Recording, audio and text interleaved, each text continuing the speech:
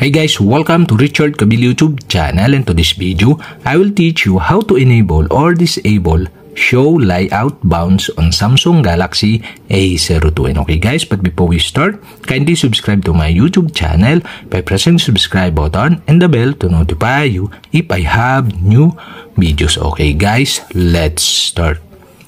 So okay guys, here in your Samsung Galaxy A02, you'll have to do is go to settings. Here in settings, scroll down and find the developer options. And the developer options is not show or turn off. To show or turn on the developer options, you'll have to do is go to about phone.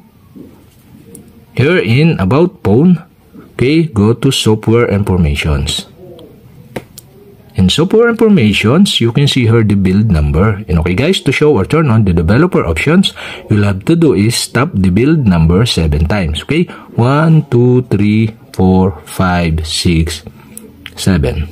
And developer mode has been turned on. And okay guys, you'll have to do is go back and go back again.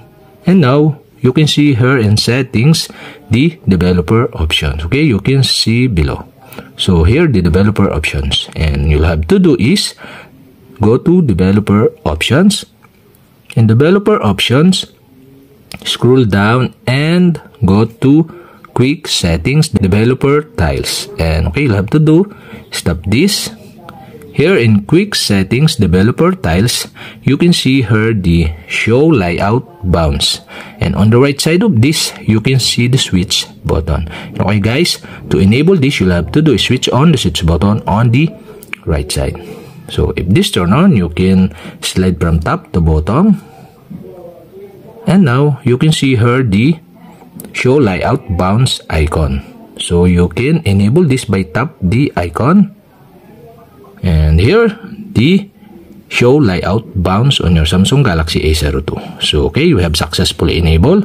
And to disable again, you'll have to do is tap this, the icon, and turn off the switch button on the right side of this show layout bounds.